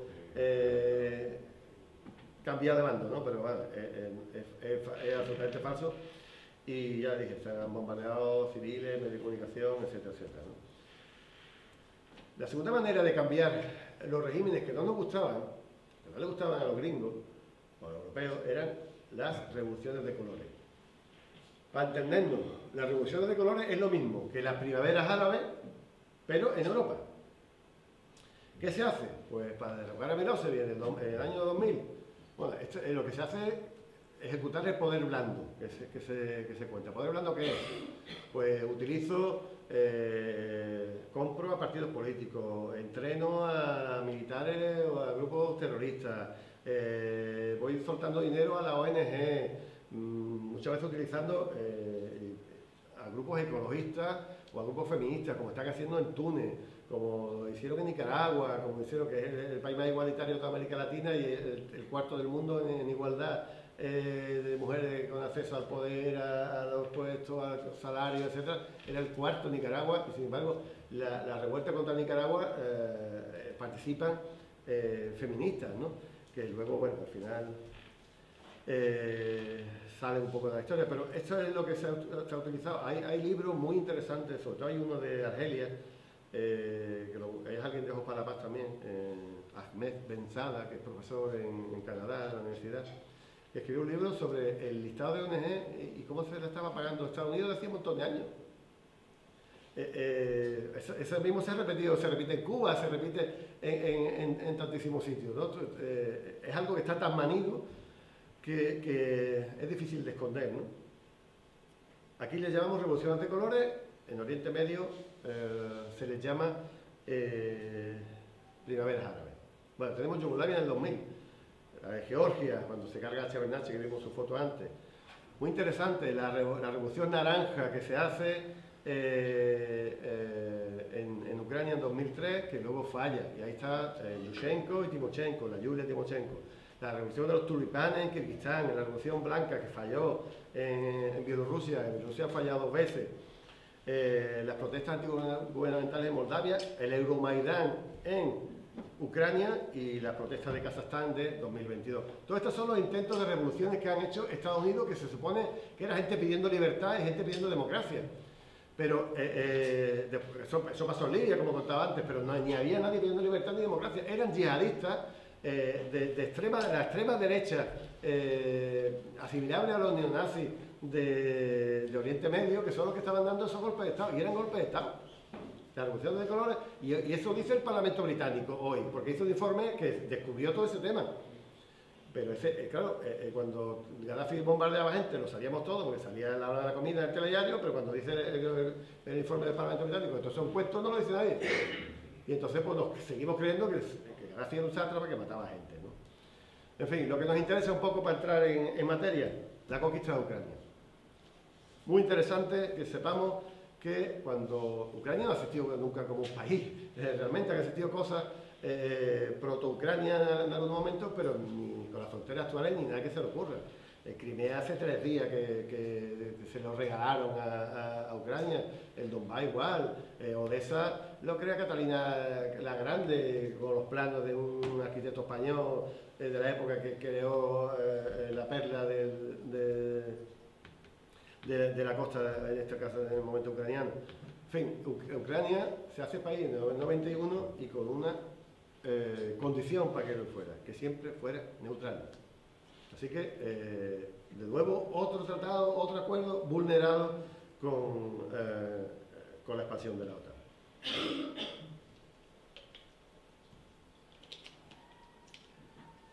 La revolución de los tulipanes, que fue una revolución de color, hecha por Estados Unidos, no es el momento de hablar, pero hay un puño negro que sale en la plaza de Maidán, que sale, bueno, ha llegado incluso a Venezuela, etcétera, etcétera. Hay una organización de tapadera financiada por Estados Unidos que se llama Otpor. Bueno, ha llegado también a Bolivia, efectivamente, que son los que preparaban, y ha llegado a Egipto, que Egipto yo mismo, que en su momento creí que era una primavera árabe, que la gente pedía en la calle, pero cuando tú ves que los manuales de la revuelta creadas por la Fundación Albert Einstein están allí tirados traducidos al árabe, o cuando ves la misma bandera en Bolivia que en Egipto, y luego el tipo que lo hace, Alexander Protasevich, dice, no, si yo fui de los que estuve haciendo esto. Dice, hostia, esto es más heavy de lo que podemos imaginar. Bueno, pues aquí monta su revolución naranja, se la come la corrupción, forma Lukashenko, Timoshenko, y al final llega el que nos interesa, Yanukovych, que es el presidente ucraniano. Yanukovych es un presidente que había nacido en el Donbass y que tiene un partido que se llama el Partido de las Regiones, que era un partido de la integración de toda la diversidad étnica de Ucrania. Bueno, pues a este hombre se le monta una revolución de color, en este caso el Euromaidán, que se llama, y la encabeza Victoria Nuland, que es la misma que encabeza la guerra contra el gasoducto ruso-alemán. Victoria Nuland, que dice, se le escapa, pero está el vídeo grabado en YouTube y lo podéis encontrar. Estados Unidos ha invertido 5.000 millones de dólares en Ucrania desde el 91 para atraer la democracia, su democracia. Porque lo que hacen es cargarse un gobierno democrático que es Yanukovych y además que permitía todas las religiones o todas las variantes del catolicismo, todas las lenguas, todas las culturas, etcétera, etcétera. Esta señora aparece repartiendo bollos en la plaza del Maidán. Pero joder, es que en la plaza del Maidán estuvo hasta el presidente de Murcia. ¿No acordáis? Es que no tiene ningún sentido. O sea, ahí se pasearon montones de gente de Europa, montones de gente de Estados Unidos, montando esa revolución popular, que no tiene, de popular no tuvo nada. Entre otras cosas, bueno, fijaros, a mí no me gusta sacar este tipejo nunca, porque nos dicen, tío, eres un conspiranoico. Bueno, yo voy a usar las palabras, veis que utilizo las palabras de la gente que lo dice y las pongo en su boca, no me las invento. Están los enlaces por ahí. Fijaros lo que dijo Soros de las revueltas que se montaron en el Maidán. Creé una fundación en Ucrania que ha jugado un papel importante en los acontecimientos actuales.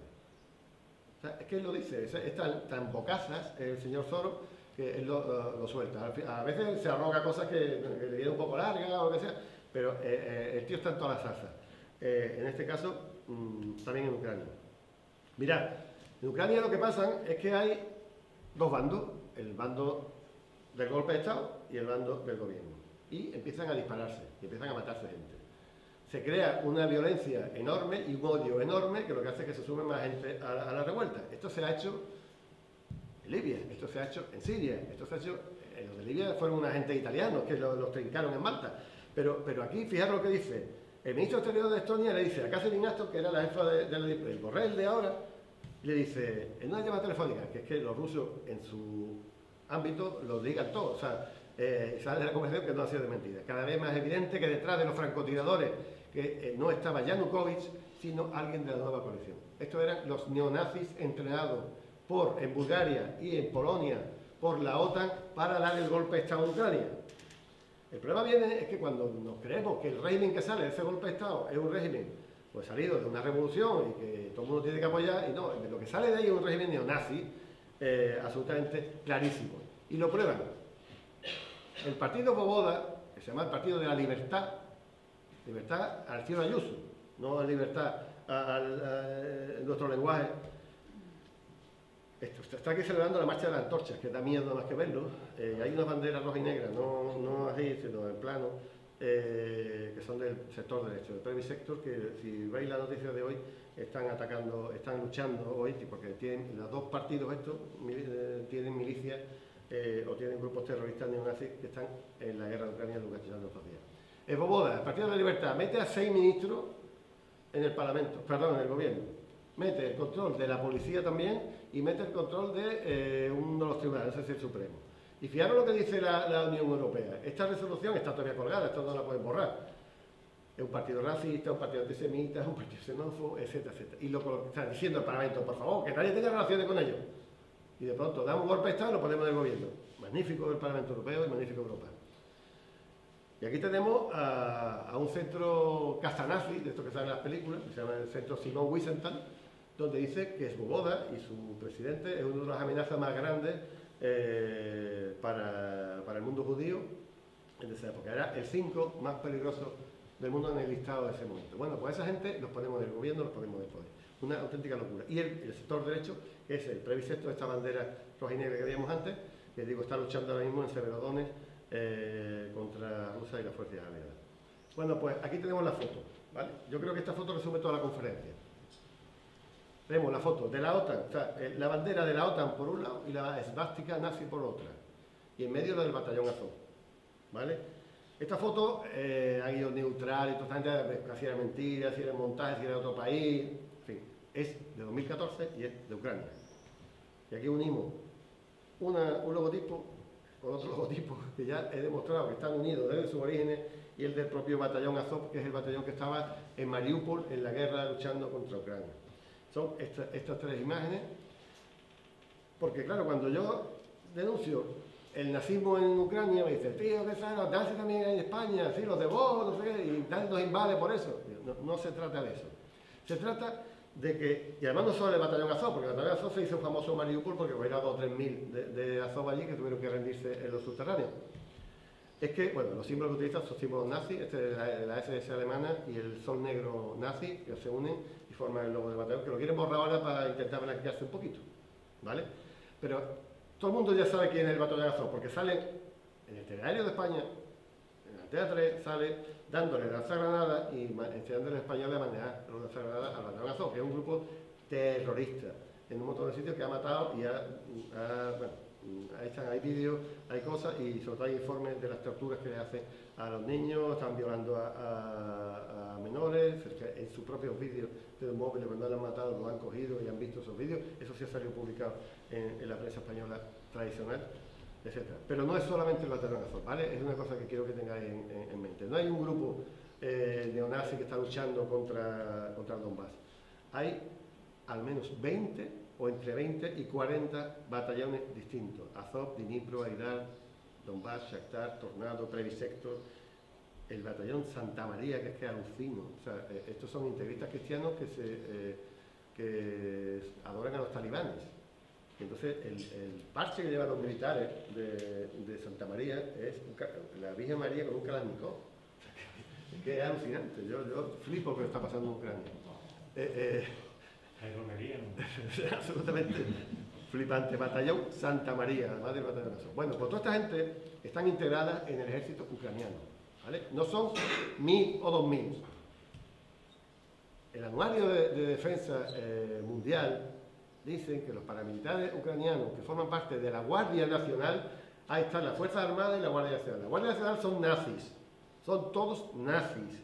Y hay, según esta gente, 102.000 nazis, que son el 40% del ejército. Y este informe es del año pasado. Si sumamos a toda la gente que ha venido de voluntarios, de nazis, de un montón de sitios, incluido España, hay un valenciano que salió por ahí todo grillado, que sale en su garaje con la bandera neonazi, no sé qué, que ha salido en televisión española diciendo que venía a luchar por la libertad. Sumamos a eso, tenemos que más del 50% del ejército y la parte más dura y mejor preparada del ejército es la parte de los neonazis. Y un inciso muy breve. El luchador por la libertad bielorruso que metieron en la cárcel cuando iban del avión, no sé qué, formaba parte del batallón Azov. Y ahí está el tío con el parche aquí puesto. Y ahí están sus colegas con el parche puesto. Ese no es un defensor de la libertad, es un tipo que han cogido para hacerlo uno de los posibles futuros presidentes de Bielorrusia y lo entrenaron en el batallón Azov. Le han dado un puesto de trabajo en Radio Liberty International, que es una radio que Estados Unidos ha montado en todos los países de la órbita soviética.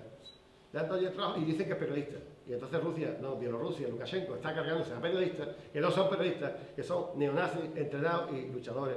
Tengo muchas más fotos de montado un tanque, en fin.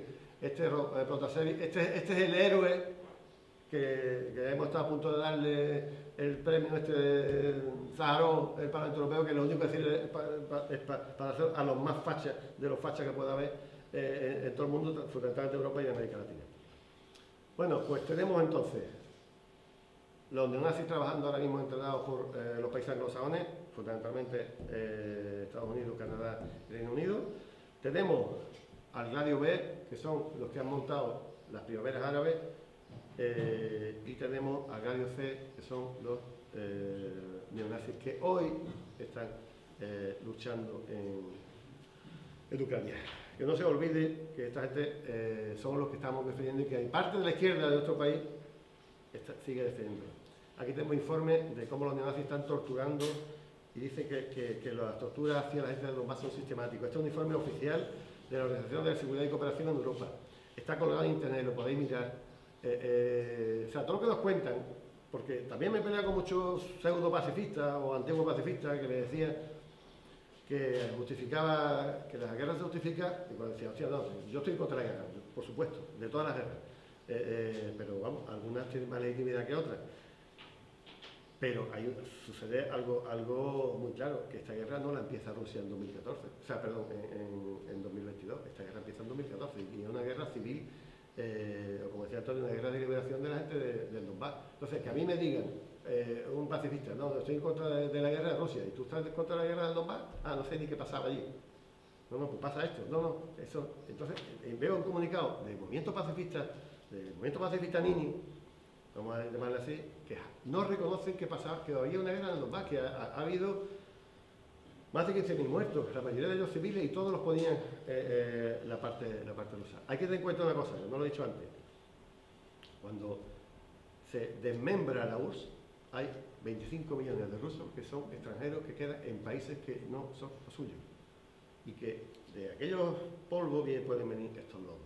Porque los rusos de Ucrania quieren seguir practicando su religión ortodoxa, quieren pedir hablando en ruso, quieren tener su cultura, etc. Y no lo dejaban. Y lo mismo pasaba en Georgia, etc. Y en parte todo esto viene por ahí. Sabéis que empieza la guerra en 2014, hay intentos de arreglarlo en formato europeo del Cuarteto de Normandía, se hace un acuerdo de Minsk, que es el acuerdo muy importante que mantuvo una especie de paz durante algún tiempo, y ese acuerdo era alto el fuego, retirada de una franja de seguridad y cambios en la constitución de Ucrania para que se reconociera la diversidad de la gente rusa que vivía en Ucrania. Entonces había que hacer una especie de estado de las autonomías en los cuales se iba a respetar la cultura de un 20% de Ucrania, que no es poco. Pero los acuerdos de Minsk se incumplen con el apoyo europeo. Ucrania jamás quiso cambiar la constitución para admitir a esa gente, y lo que quería era la solución final de los rusos en Ucrania, matarlos a todos o echarlos fuera del país, que estaban en su tierra de siempre.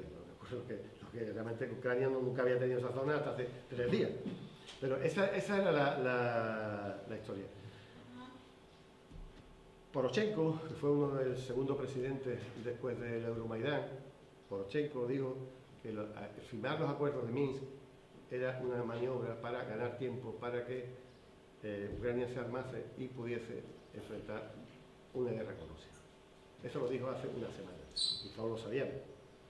¿Qué sucede? Pues que vamos a ir a hablar de ese origen de la guerra.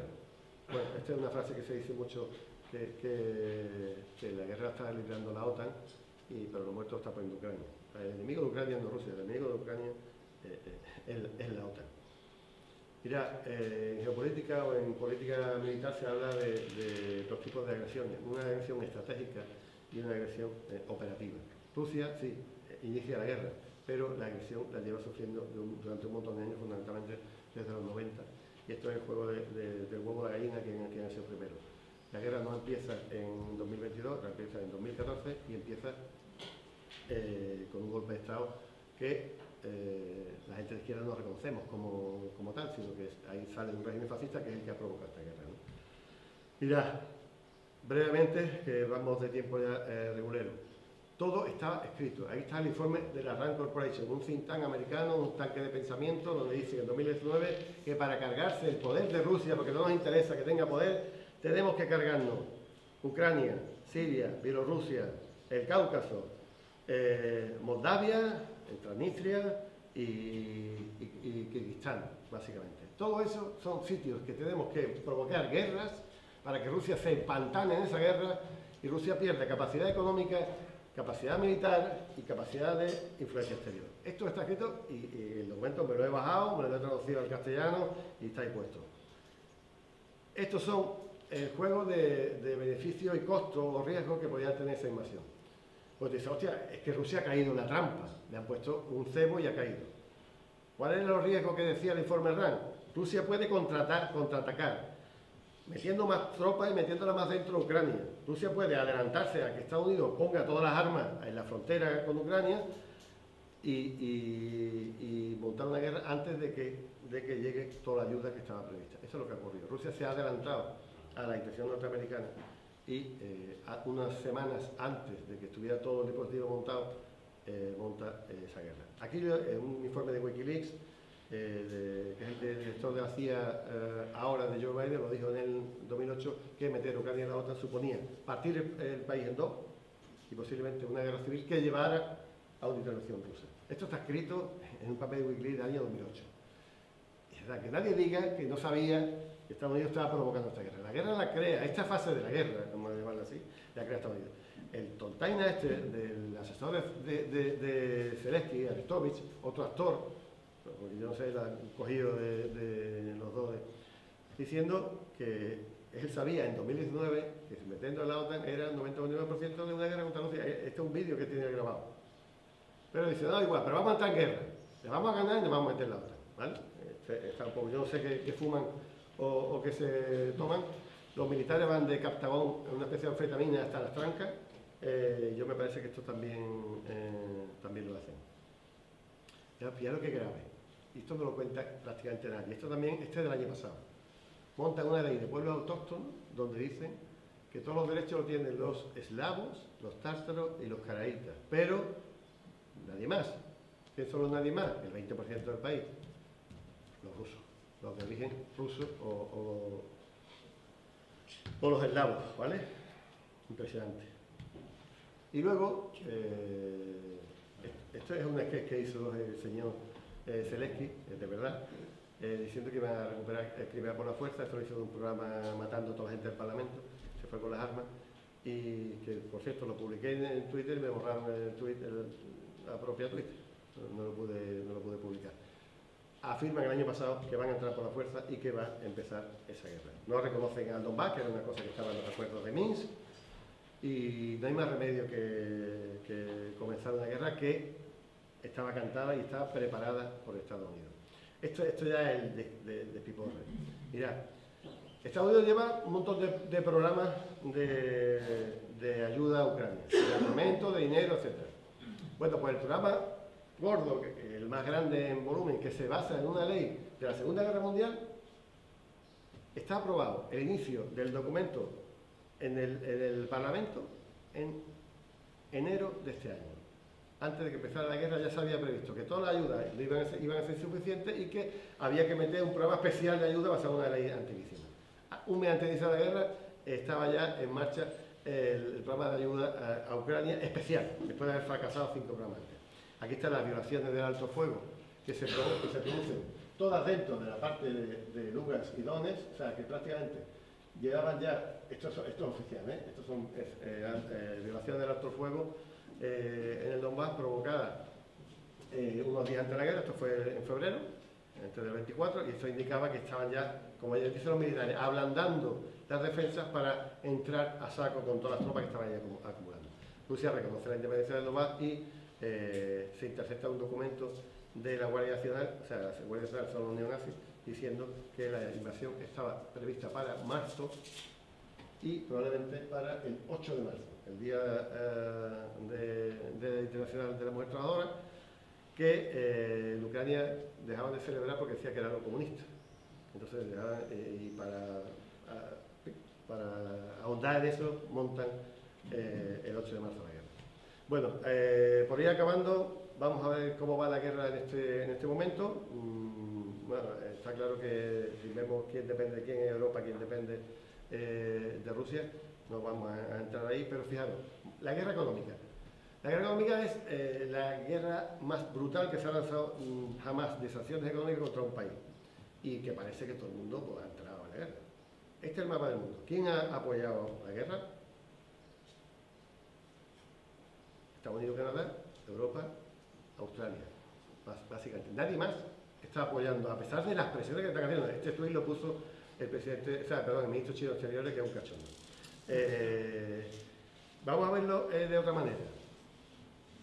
Solamente el 26% del mundo, pero que no deja de ser una parte mucho menor de los habitantes del mundo, han apoyado las sanciones contra Rusia. La mayoría del mundo ha dicho nanay a Estados Unidos.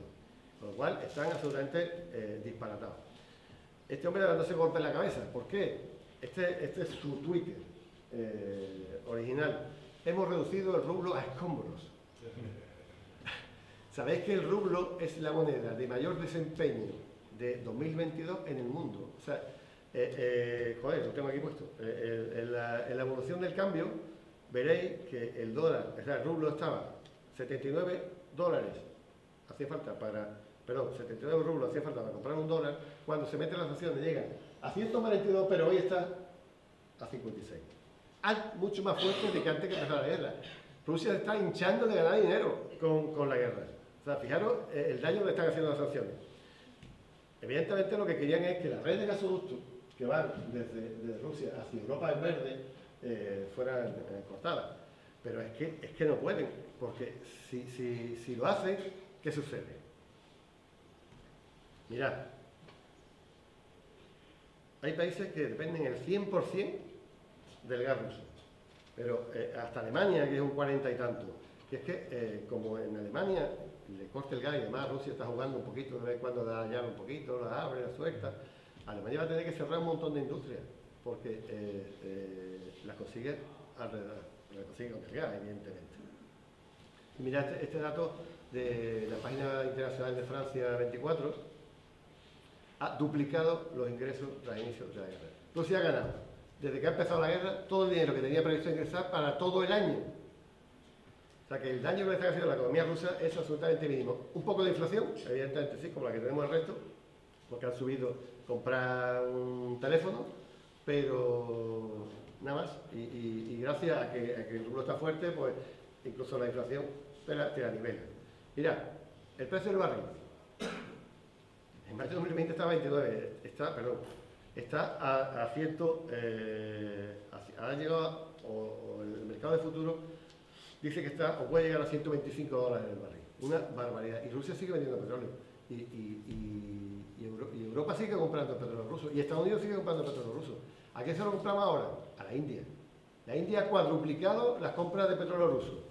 India lo refina y nos lo vende a nosotros a 50% más caro. Y nos creemos que somos los mejores porque estamos cumpliendo con una orden de machacar a Rusia. Y Rusia está hinchando. Mirad los mapas que decía de la ruta de la seda. Hay dos rutas de la seda, una ruta de la seda marítima, otra de la terrestre. Y la idea de Eurasia es que todos los productos de China, que es la fábrica del mundo, porque es la fábrica del mundo, vengan fundamentalmente hacia Alemania, como centro de producción de toda Europa, y lo que quieren hacer es cortar esa unión que hemos dicho euroasiática por la mitad y crear ese nuevo telón de acero en Rusia. Bueno, mirad, esto ha tenido que dañar mucho a la gente que se ha montado en la guerra, y hay una página web internacional de una universidad europea, americana, canadiense, etcétera, donde dice cuáles son los presidentes más populares del mundo. El presidente dominicano Luis Abinader es el segundo con el 65% de aprobación de su población. Guillermo Lasso, el de Ecuador, no se ha hecho ninguna encuesta desde desde octubre del año pasado. Este hombre ha perdido 40 puntos. Debería estar aquí el presidente de México. Pero el presidente más valorado del mundo por su propia población, ya sabéis quién es. A pesar de todos los pesares, y esa página es una página de derechas, nada proclive a Putin, es el presidente más valorado del mundo con el 82% de aprobación. Una auténtica locura. Bueno, por decir dos pinceladas, la guerra está perdida para Ucrania, la situación es absolutamente desesperada, eso decía un militar. Los objetivos de Estados Unidos de la guerra, ¿cuáles son? Acabar con la influencia de Rusia en el exterior, debilitar a la economía y sobre todo al ejército ruso, paralizar esa integración euroasiática que yo hablaba de uno a otro, impedir la integración europea, obviamente, prolongar la necesidad de tropas europeas en Europa para muchos años más, hacer más dependiente a Europa de Estados Unidos, aumentar la venta de armas. Están vaciando todos los arsenales en Europa a saco, están vaciando todos los arsenales, sobre todo de material antiguo y los países del este de material soviético. Así ellos dicen, no, tú se los regalas a esta gente y después me compras a mí los nuevos. No, eso es lo que están haciendo. Aumentar la venta de hidrocarburos, que lo estamos comprando al 50% de precio, y mantener sobre todo el dominio unipolar y las reglas de juego norteamericanas para todo el mundo. Están llenando, han seguido durante muchos años llenando de bases militares alrededor de Rusia para poder perpetrar ese ataque. Ya digo, en este momento no hay fuerzas en Europa capaces de enfrentar a Rusia, ni toda Europa unida. Este es el objetivo que os comentaba al principio, la balcanización de Rusia. Hay planes escritos, hay planes de montar por una república de Siberia, otra república asiática de Rusia, por supuesto la Federación Rusa que quedaría en la parte europea, etcétera, etcétera. Este es el plan, o uno de los planes de balcanización que siempre se ha jugado con él. ¿Qué objetivos tiene Rusia en esta guerra? Como agresor no estratégico sino operativo, alejar a Estados Unidos y a la OTAN de su frontera, volver a tener peso internacional, que ya lo tiene, evidentemente, pues ya sucedió sucedió en Siria, ha sucedido en Irak, ha sucedido en Georgia, etc. Establecer una nueva disuasión. Anteayer o ayer dijo Shoigu, el ministro ruso, que el misil Sarmat, no voy a entrar mucho, pero el misil Sarmat es un misil con hasta 16 cabezas nucleares hipersónico que puede llegar a Mach 20, Estados Unidos no llega ni a Mach 5 todavía. Es indetectable, imparable por ningún tipo de defensa, y un solo disparo de misil Sarmat que estará preparado en octubre o noviembre sería capaz de borrar de la faz de la Tierra a toda Francia. Un solo disparo que tardaría 50 segundos en llegar desde Rusia. Rusia, como han visto que pueden atacarla desde cerca, ha dicho: tengo misiles mucho más rápidos que vosotros no podéis parar, y presentó el Sarmat hace 2 o 3 meses y ha dicho que antes de fin de año lo tiene hecho. Por supuesto, es un mundo unipolar, que es lo que están haciendo, está alumbrándose un mundo multipolar. Hay que desnazificar Ucrania, que no es una mentira ni una exageración, cargarse a la OTAN, que es vital para eso, y obviamente la guerra de liberación del Donbass, que decía Gilo el otro día que comentaba Antonio, porque la gente del Donbass no puede vivir bajo el gobierno nazi porque van a cargárselo como han hecho. No sabemos dónde se va a defender la ofensiva. Ellos tenían previsto Donetsk y Lugansk. Cuanto más tiempo pase, más zonas rusas van a estar pintadas de azul. Ahora mismo prácticamente, ahora vemos el mapa. Se han cargado prácticamente, esto da igual, la comparativa yo la hice hace un mes y se habían cargado como 500 vehículos blindados más. O sea, es una auténtica barbaridad cómo están cargando, entre otras cosas por el dominio aéreo brutal. Ayer se cargaron 50 y tantos drones de combate, o sea, una locura. Fijaros los refugiados por destino dónde están siendo. Esto no lo dice la prensa. El segundo país que elige la gente para irse, y que puede hacerlo porque Ucrania no quiere que se vayan a Rusia, evidentemente Rusia, 1.300.000 refugiados después de Polonia, es donde están yéndose la gente porque saben que lo están protegiendo, esos 25 millones, esos 8 millones de rusos que viven en Ucrania, evidentemente Ucrania los va a matar, y si lo puede defender alguien son la gente del Donbass y por supuesto Rusia. Y para quien diga que la guerra va lenta, esto era Donetsk y Lugansk, que era un cachito de su provincia. ¿Veis? Este cachito entero, que ya está conquistado casi al 100%, y esto está al 60%, está en Mariupol. Fijaros lo que ha avanzado la guerra. Cada cuadrito que estoy haciendo es un mes. Estos fueron los movimientos iniciales que hicieron para parar a los militares en Kharkov y en Kiev. No tenían nunca intención de atacarlo, lo pusieron allí para que el ejército no se fuera hacia el Donbass, y luego se retiraron. Entraron por Crimea, han unido en un mes prácticamente, han cogido 145.000 kilómetros cuadrados. Eso significa básicamente un país como Grecia entera, o como Inglaterra, Inglaterra entero, es lo que han conquistado, o lo que han liberado, más bien, en menos de 4 meses que llevamos justamente. Y lo último, prometo, ¿qué técnica de propaganda están utilizando? Mira, lo dijo Fidel Castro porque es que este tío sigue siendo visionario a pesar de que esté muerto, ¿no? Peor que la mentira es el condicionamiento psicológico que están metiendo con las noticias en televisión. O sea, es decir, yo digo, han matado 1.000 niños en la guerra de Putin. El petróleo es más caro por culpa de la guerra de Putin. Se van a morir africanos por culpa de Putin. Y cada vez eso porque además nadie dice la guerra de Trump, o la guerra de Biden, o la guerra de Zelensky, pero es la guerra de Putin. Esa es la orden que han dado todos los medios. Eso te asocia.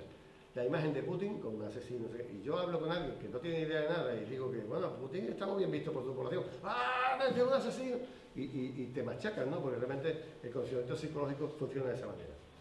Hay censura de los medios que ya hemos hablado y hay mucha mentira. Se están utilizando imágenes falsas de otros conflictos. O sea, el puerto de Beirut ha salido como si fuera Kiev, y cuando se estalló aquella reserva de fertilizante que había en Líbano que destruyó 200.000 viviendas, ¿vale? Las matanzas que comete Ucrania en el Donbass las están poniendo como si fueran matanzas que está haciendo Rusia, porque como no tiene matanzas que utilice Rusia, señores, Rusia no puede matar a rusos, Rusia está liberando a rusos, no puede matar a rusos que quieren que después se metan en su país. O sea, no puede matar a alguien en Kiev o alguien, pues la mitad son rusos y la mitad no, pero en el Donbass son rusos el 80% de la gente. No puede matarlo, está matando a militares. Por eso la guerra en teoría va despacito. Hay montajes como el de Bucha, montados con agencias de medios de comunicación, que al final era metralla de las bombas ucranianas, que era una especie de flechas pequeñitas que se incorporaban dentro de la piel y los mataban. No fueron gente que mató a Rusia y los dejó tirados allí para que le hicieran la foto. Ahora se ve la gente arrastrando los cuerpos para ponerlo para la foto. Eso está todo demostrado que es falso. En redes sociales, Facebook ha levantado el delito de odio, lo ha levantado porque el delito de odio no vale contra ninguna etnia, pero sí contra los rusos.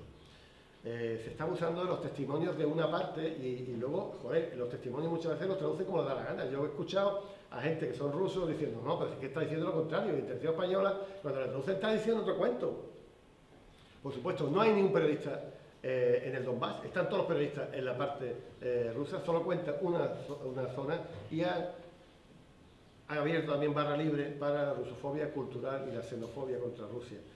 Se está quitando a Dostoyevsky, se está quitando a Rachmaninoff, se está quitando a lo que es la cultura europea e intentando decir que eso ya ni es Europa y lo están absolutamente perdiendo. Y ahora el otro día se le da un partido, creo que fue de baloncesto, a Rusia, que jugaba el TSK de Moscú contra el Maccabi de Tel Aviv, creo que era.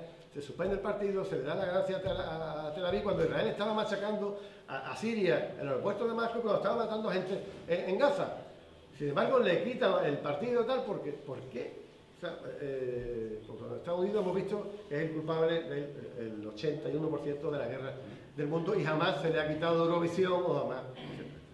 En fin, no sigo más, tenemos un magnífico acto que hacer y a vuestro servicio para si tenéis algún tipo de cuestión, algún tipo de duda que os pueda, si lo pueden solucionar.